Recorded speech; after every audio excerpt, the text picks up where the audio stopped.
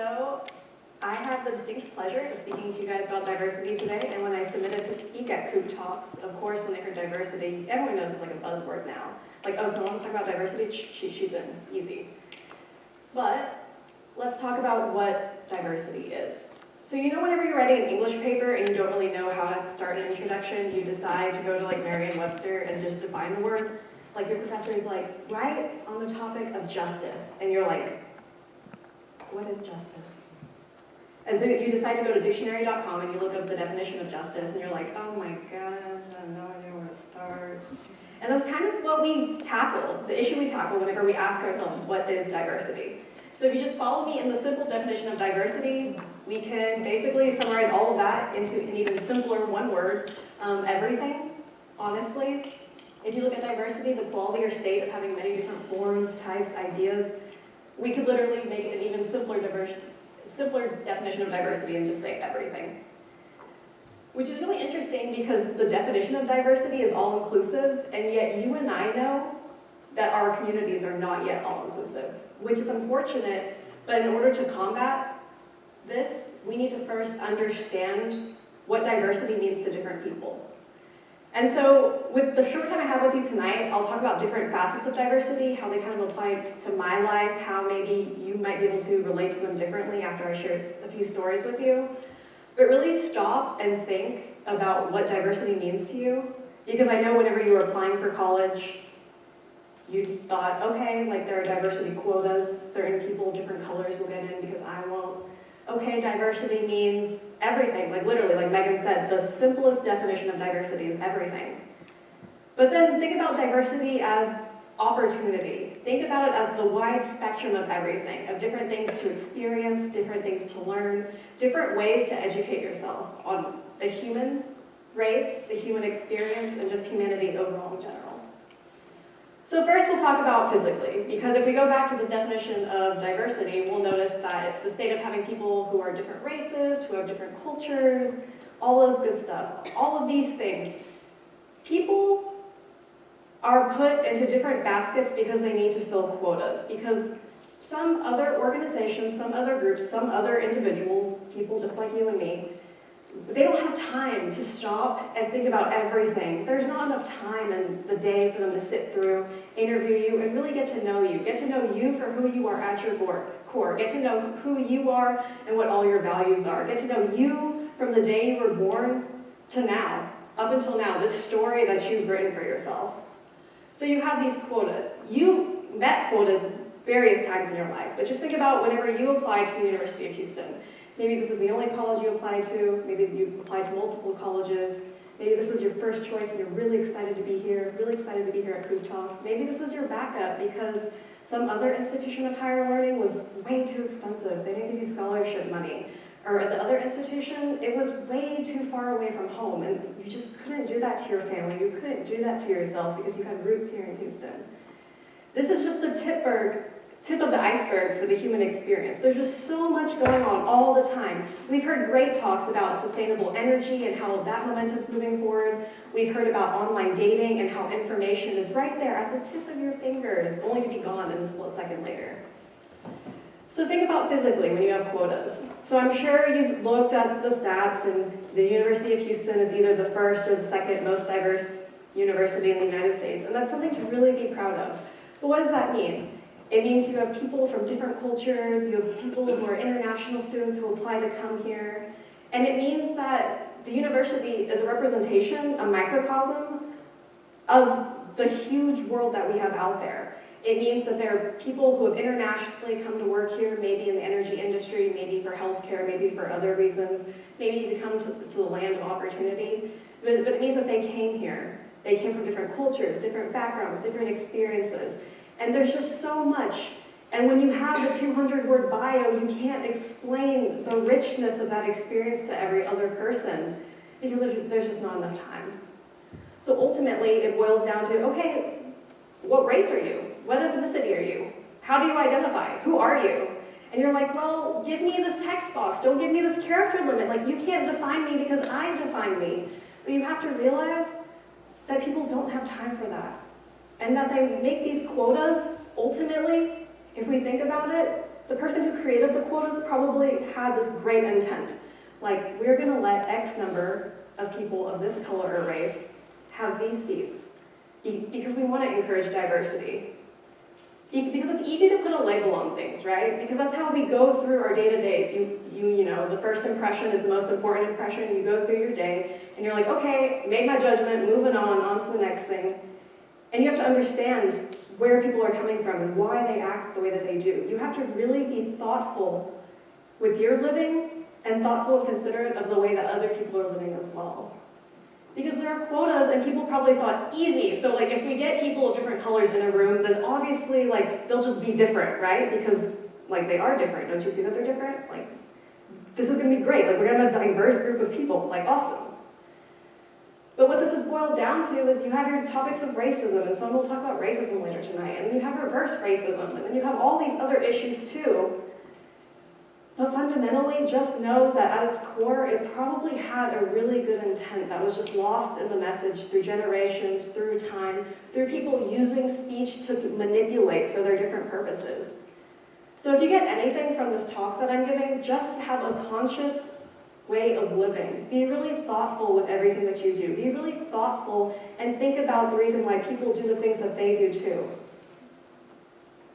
So next, on the topic of diversity, I'll touch on geographically. So somewhere on the continent of North America, you could probably drop a pin, and you could be like, there we are. Great state of Texas, great city of Houston, here at the University of Houston, which we have the distinct privilege of living and the distinct pleasure of having the opportunity to learn.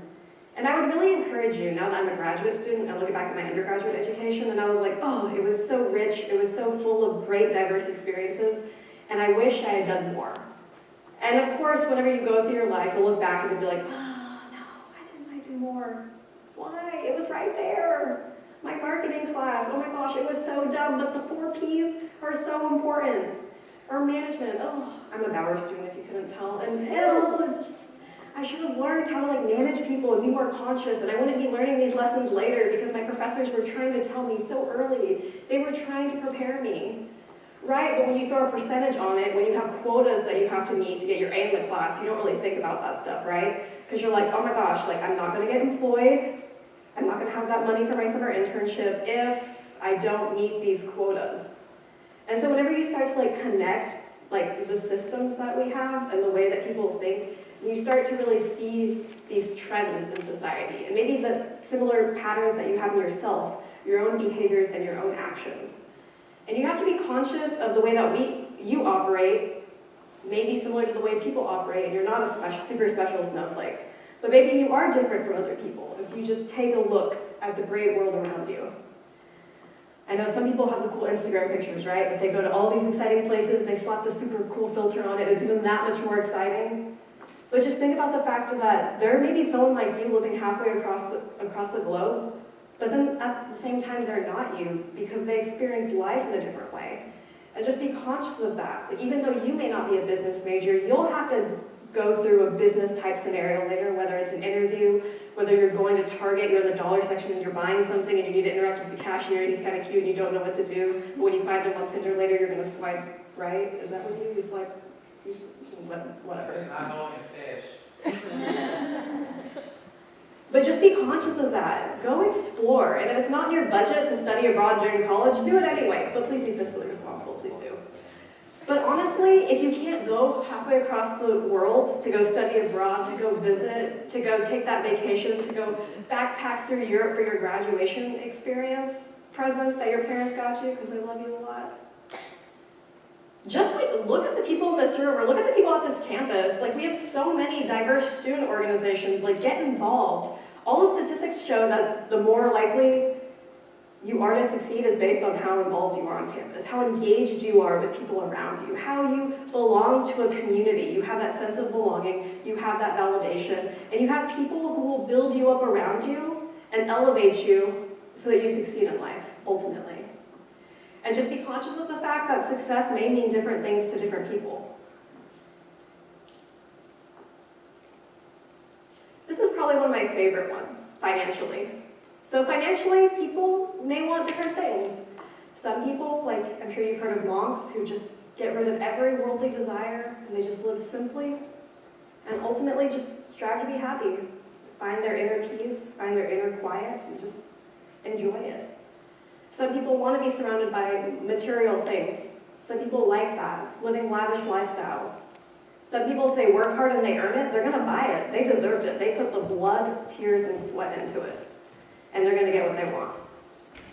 But remember that the ultimate determinant of wealth is what you own minus what you owe. So I could walk up here in like this designer name dress, but if I have countless amounts of student loans, ultimately, I mean, I may have some things on me, but I owe other people. I have debts that I need to pay off. I have things that aren't really mine. I borrowed from someone else and I have to give it back. It was really hard for me my senior year of high school. I know the introduction, they said I was born at the University of Florida. Yes, it's true. My dad was a PhD student in nuclear physics. Why do you study nuclear physics? I don't know, whatever. And my mom followed him there, and she gave birth to me while she was like working a part-time job on campus. And so they delivered me at the campus hospital. So they always joke that I was delivered by the newbie nurses, so if I'm kind of weird, it's because they like dropped me because they weren't like even certified yet or whatever, blah, blah, blah, blah. But then it was my senior year of high school. And so my mom came to this meeting that my dad needed a guest speaker for, and she talked about her experience immigrating from Vietnam during the war. And I've never heard it before just because I'm just like, Mom, you know, she's that person that like feeds me dinner. Like, you know, it's kind of it. She like gives me like money so I go to the movies sometimes, and then she doesn't and I'm mad at her. You know, it's kind of the extent of that. But then she started talking about this immigration journey. Then they stopped at Guam, and she had to stow away on an American ship because she wanted to make her way here. And then there was another ship actually going to America while they were stuck in Guam for a few months, and her dad threw her from one ship to another. And I was just like, what?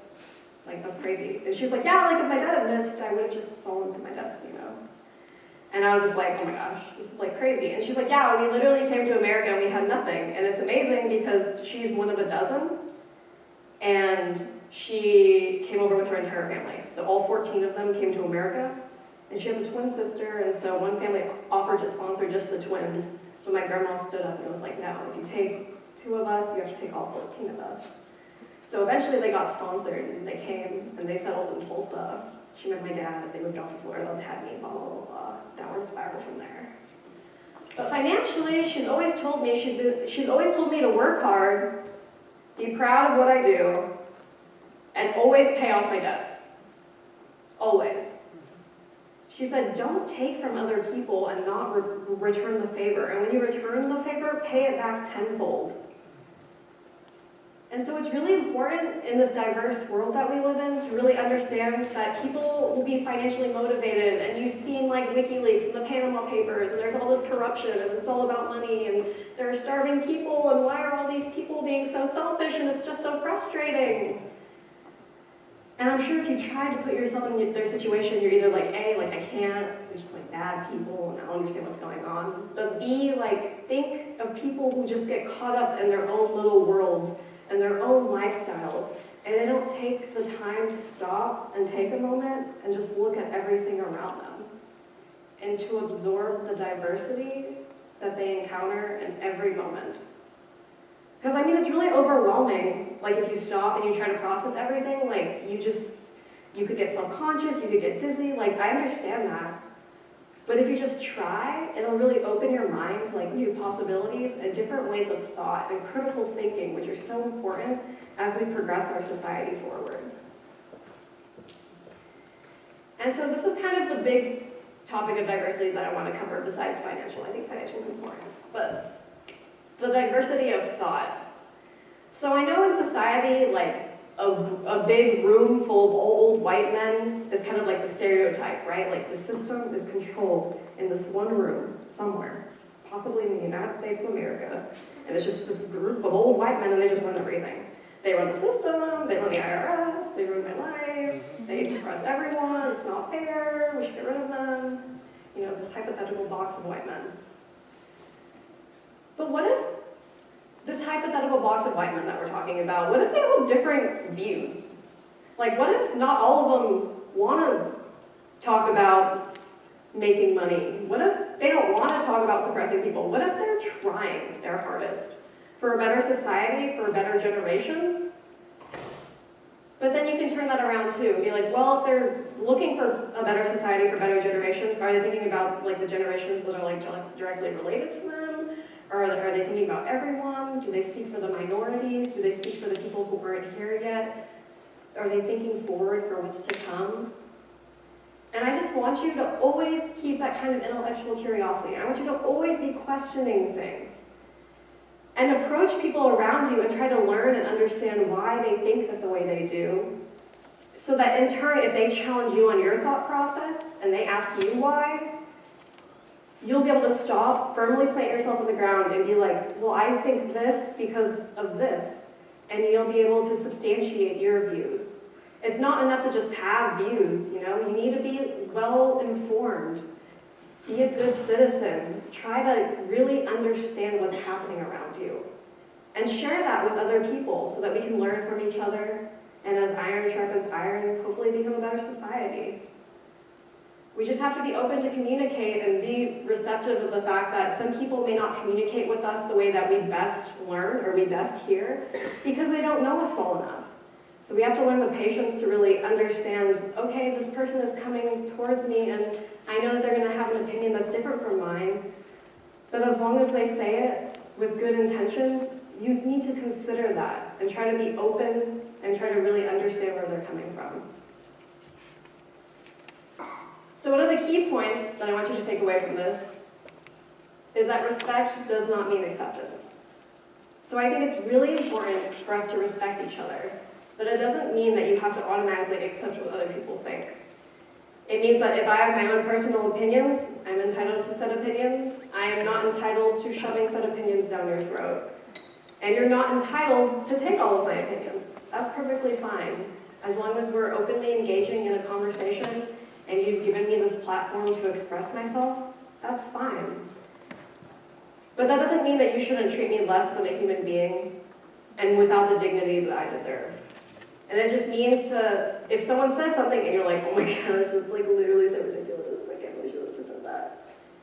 It means that ultimately, you should try not to humiliate people. Because some things are really difficult for other people to share. And they have to be especially vulnerable in order to communicate thoughts that they may be struggling to really articulate, or they may be thinking out, and they're not quite there yet, but they want to talk it through with you.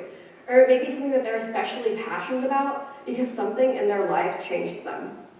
Whether it changed them for the better or for the worse, of course that's an opinion. But people are motivated by different things, and unless you try to understand them, I mean, will you really understand anything at all? Since humans are what make up society?